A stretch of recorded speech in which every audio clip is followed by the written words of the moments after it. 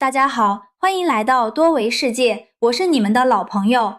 在国际政治和文化地缘学中，我们经常听到一个词叫做文化软实力，而语言就是软实力最核心的载体。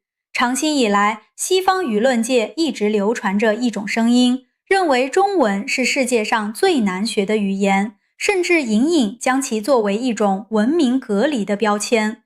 但在最近YouTube 上一个叫 Mandarin Blueprint 的专业语言频道发布了一期引发海外热议的视频，直接抛出了一个颠覆西方传统认知的观点：中文其实比英文更有逻辑。这期节目为什么能在海外破圈？因为它没有流于表面的宏大叙事，而是从历史演化和语言结构的硬科学角度，把英文解构成了语言界的弗兰肯斯坦，一个由日耳曼语、法语、拉丁语拼凑起来的 patchwork， 反而把中文定义为一个进化了3000多年、结构极其严密，如同精密数学公式般的复利系统。很多外国人在看完之后惊呼，原来我们被偏见蒙蔽了这么久，中文里一个简单的电字，一个新字就能像芯片一样无限组装，升级出整个现代科技和情感词库。这种强大的内部演化能力，正是中华文明没有断代，并且能够持续包容现代化的底层逻辑。今天多维世界就带大家一起去看看老外是如何被中文的逻辑美学降维打击的。接下来我们一起查看正片。 Most people think Chinese is one of the hardest languages on the planet. But what if I told you it's actually way more logical than English? So we've helped over 30,000 people learn Chinese using our platform, and one of the most common things new members tell us is how surprised they are by how much sense the language makes once they see how the words are built. So by the end of this video, you'll understand the secret behind unlocking the logic of Chinese words. And once you do, your journey to fluency becomes dramatically faster, way easier, and honestly, a lot more fun. So before I show you how logical Chinese words are, I just want to explain why they're so logical, because once you understand the reason, every example I show you is going to hit a little bit differently.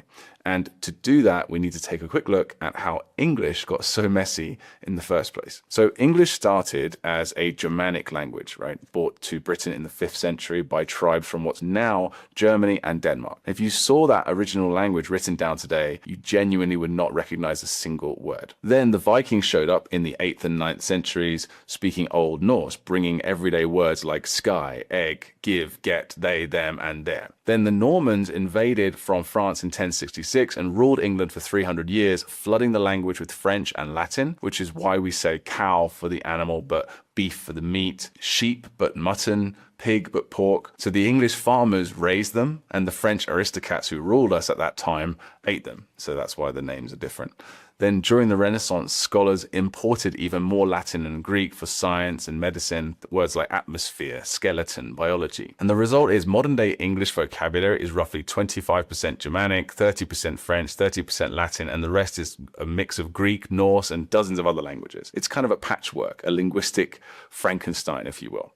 And that is why so many English words make no sense on the surface. Butterfly, for example. What does butter have to do with flying? No one knows. Pineapple, not a pine, not an apple. Hamburger, nothing to do with ham. It's named after the city of Hamburg. The roots are buried under layers and layers of borrowed vocabulary from completely unrelated languages. Now, does English have some logical compound words?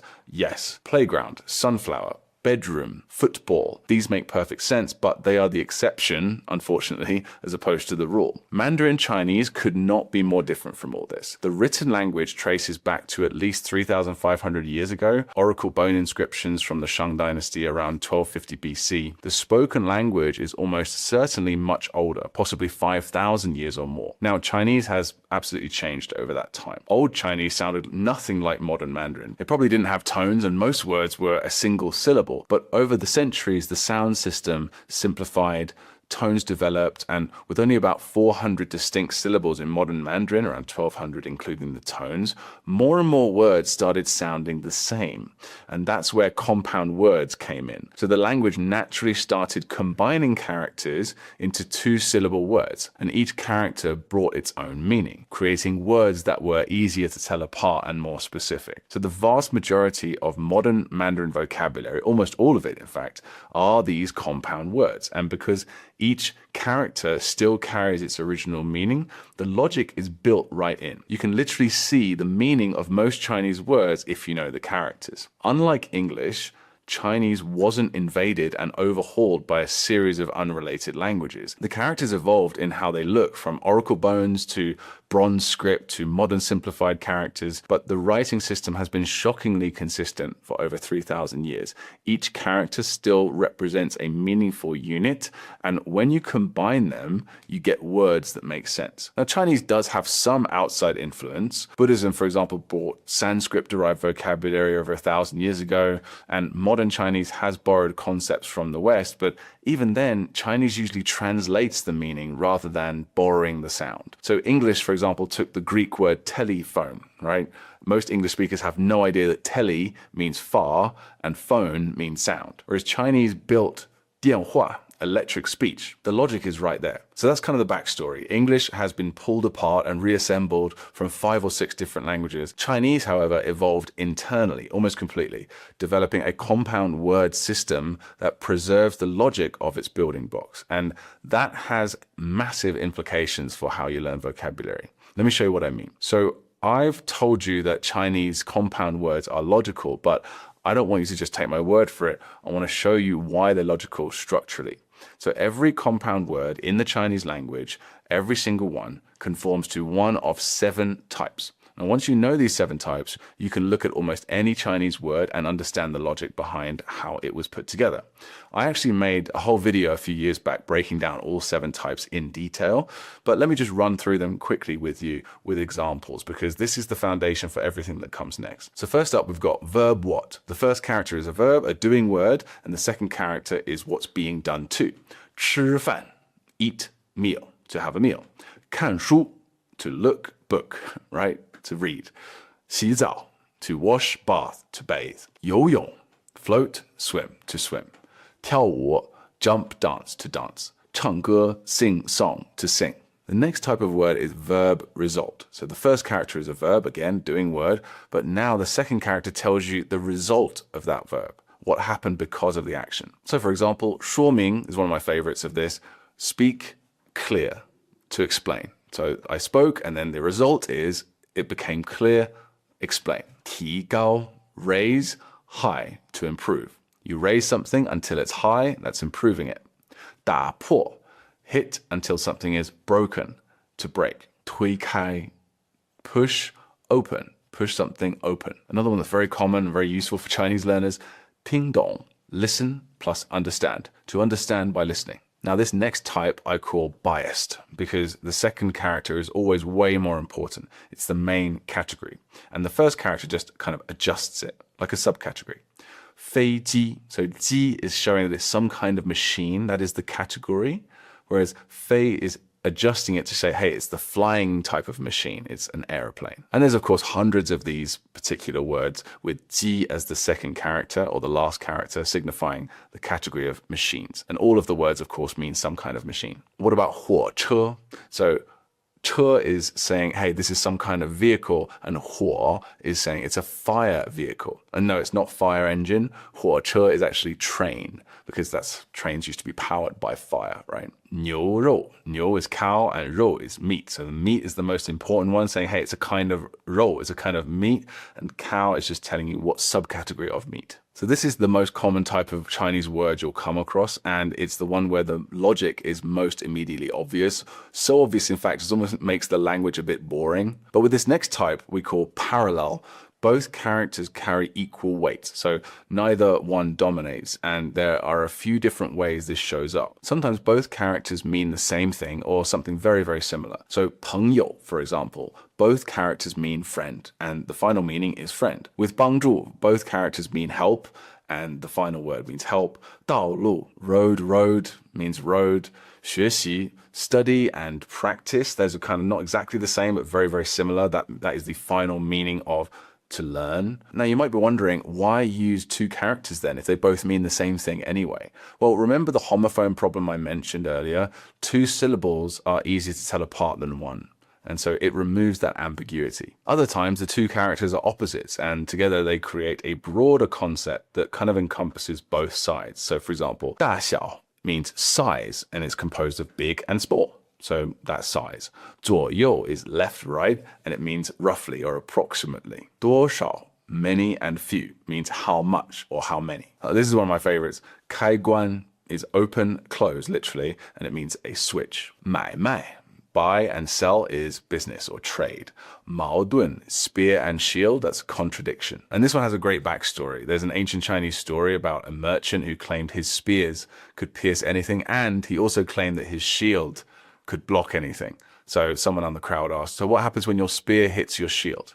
And that's why we come up with that contradiction meaning. And then there's a small but very interesting group of parallel words where the connection between the two characters has actually been lost over time. So the word 窗户, for example, means window, but it's made up of the characters window and door. But the door meaning was sort of gradually lost over time. And there's a very small collection of words like 徘徊 or 忐忑 or butterfly, 蝴蝶, 蝙蝠.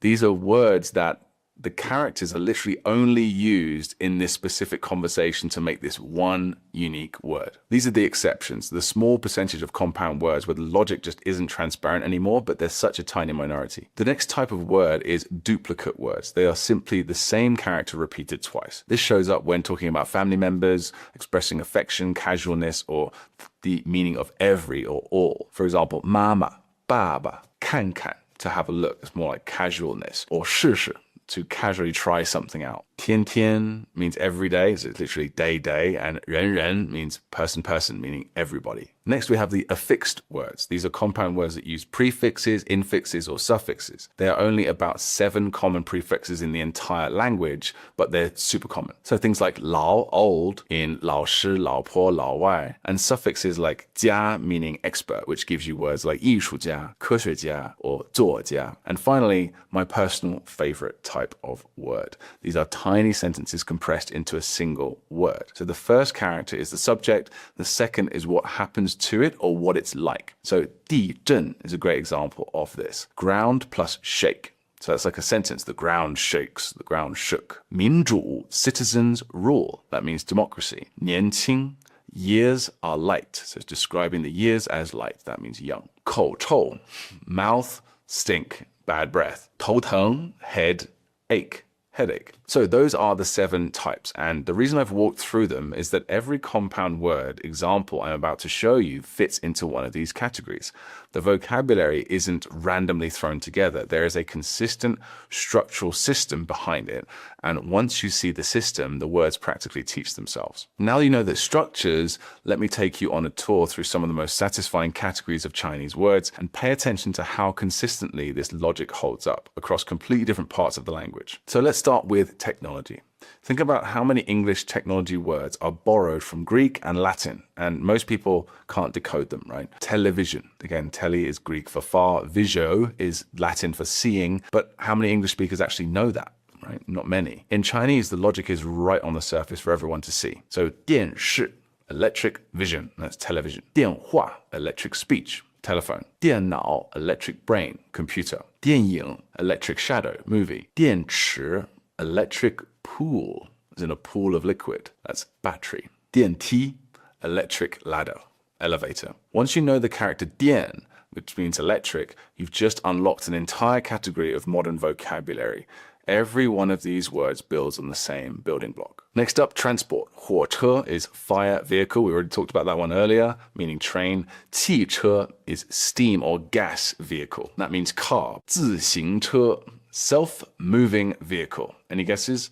Bicycle. 出租车, rent vehicle. No, not a rental car. It's actually a taxi. 直升机, straight rise machine, helicopter. Now let's look at animals. This is where it gets really fun. 猫头鹰 is cat head eagle. That's an owl. I mean, that makes sense, right?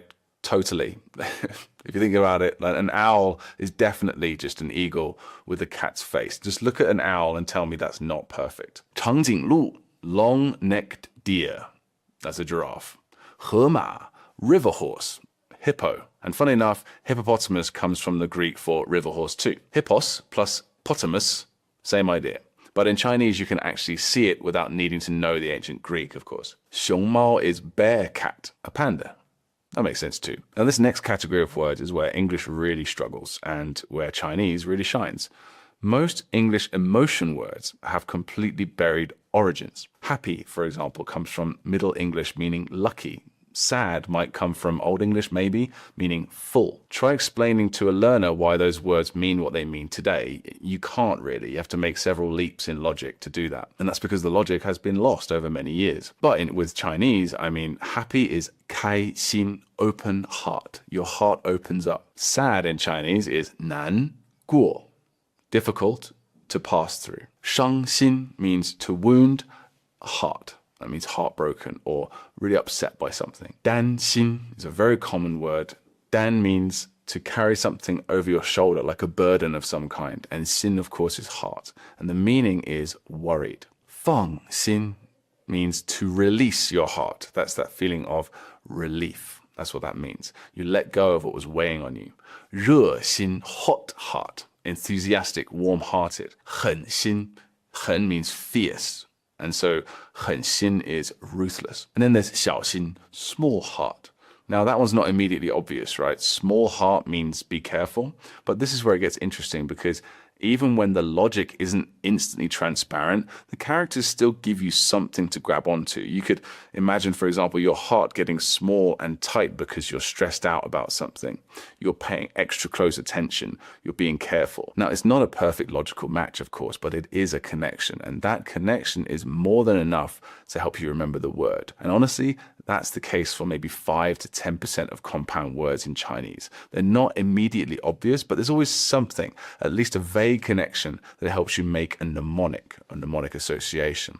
So I'll come back to why that matters in a moment. Just look at that whole list. 6 different emotions and attitudes all built on the same character, 心, heart. And once you know that one character, you've got a logical foothold onto the entire emotional vocabulary. And it extends into science and nature too, right? 火山 is fire mountain, volcano. 地球, ground ball or earth ball, meaning earth. 恐龙 is terror dragon, meaning dinosaur. 银河, silver river, the Milky Way. 显微镜, literally reveal, small lens, microscope. Or 望远镜. Wang is like to gaze upon something, and yuan is far, and jing is lens, and that's a telescope. So in English, microscope actually comes from the Greek for small and look. The same logic, right, is there, but you do kind of need to know a little bit about ancient Greek to see it. In Chinese, you just need a few common characters. And actually, that's a really important point here. So English does have a lot of internal logic. It's just hidden behind a 门槛, a barrier to entry, as they say in Chinese. You need to know Greek and Latin to unlock it, and most people just don't. Whereas in Chinese, you can learn a few hundred common characters, which you can do surprisingly quickly with the right technique, and suddenly you're seeing the logic everywhere. That barrier to entry, that 门槛, is so much lower. Oh, and one more, because I just can't help myself, medicine and the body in general. 心脏, heart and organ, the heart. Not the heart we've been talking about before, the abstract one, that's the real heart, the actual organ. 牙医, tooth doctor, dentist. 感冒, to feel and rush out a cold. 发烧, to emit and burn. You have a fever. Your body is emitting heat. 头疼, we talked about that one earlier as well. Head plus ache, headache. 中药, Chinese medicine. 西药, Western medicine. I could go on, but I don't just want to talk about all the super logical Chinese words. There is a category of Chinese words that don't work in this really super logical way. They're actually not very logical based on their characters at all, but they are logical based on the sound. And those are the borrowed words, the loan words, words imported from other languages. For example, 沙发, right? 沙 is sand and 发 is to send out or dispatch or emit. Now it has nothing to do with sofa, of course. It just sounds like sofa. 咖啡 is another one. Of course, it's coffee, right? It's just purely based on the sound. Those characters have nothing whatsoever to do with the final meaning of coffee. 巧克力, same thing. 逻辑 is logic, borrowed from the English word itself. But here's what's interesting. Even with borrowed words, Chinese does something pretty clever. When big brands enter the Chinese market, they don't just pick random characters that sound roughly like their company. They spend enormous amounts of money and time finding characters that sound like the brand name and carry a positive meaning as well. Let me give you some examples. So Coca-Cola is 可口可乐. Sounds like Coca-Cola, right? Great. But the characters actually mean delicious happiness. BMW is 宝马. Precious horse. Perfect for a luxury car brand. Horses are a symbol of luck and prosperity in Chinese culture as well. Nike is 耐克. It sounds like Nike, of course, but the characters mean literally enduring and persevering. For a sportswear brand, again, very smart choice. Mercedes-Benz is 奔驰, which means to gallop. Colgate is 高露洁, revealing superior cleanliness. For a toothpaste brand, you can't really do much better than that, right? Reebok is 锐步, quick steps. Tide detergent is 太渍, means to get rid of dirt or stains. So even the borrowed words in Chinese end up more logical than their English originals because the characters carry meaning whether you want them to or not, right? Right, so everything I've shown you so far has been about how interesting and logical Chinese words are, and they are. But the most important part is what this means for you practically, because this isn't just a fun fact, right? It changes the entire way you build vocabulary. When you know the characters, you don't have to memorize every word from scratch. You can figure them out. If you know that 电 means electric and you encounter a new word starting with 电, then you've already got a massive clue. If you know 心 means heart, every new word with 心 gives you an instant foothold on it. Think about the compound word types I just showed you earlier. If you see a verb followed by a result, you can work out the meaning just by asking what's the action and what's the outcome. And the more characters you learn, the more this compounds. So someone who knows 500 common characters doesn't just know 500 characters. They can deduce the meaning of thousands of compound words built from those same characters.